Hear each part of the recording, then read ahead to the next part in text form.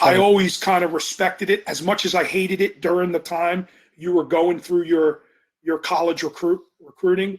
You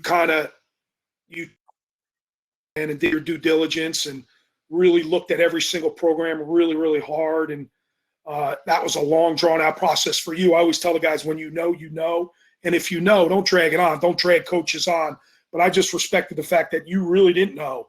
And you took up until the very last day. Well, not the last day, but basically as long as it could to go through your whole recruiting process. And I'm sure that was hard because you get tired of the calls and tired of the coaches telling you how great their program is. But just the fact you went through it, one of the comments here is, my son, how's his experience going? And certainly wasn't getting recruited as hard as you got recruited, but he's getting recruited. And it's kind of neat being on this side of it. You know what I mean? Yeah.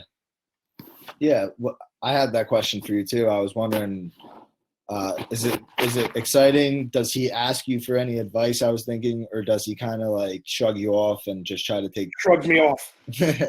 Like, you don't it's crazy. He'll be, because I'll ask him that, like, Coach Yano's been in touch with him quite a bit, and I'll ask him. He's like, yeah, he texted me yesterday. He won't even tell me. And there's so many. That football staff does a great job recruiting. Yeah. It's somebody every day, whether it's me they call or my wife they call. Like, they are so on point with recruiting, but he doesn't even tell me that. He'll never tell me who's reached out to him. I have to like pry it out of him. Yeah. Yeah, that's funny. I feel like it does to a kid that age. That's how I felt too. A lot of times I felt the same way when I was. I remember telling your dad to stay away from you. Yeah. Yeah, I felt like my dad and my brother, they both stayed away a little because they didn't want to be biased about it all.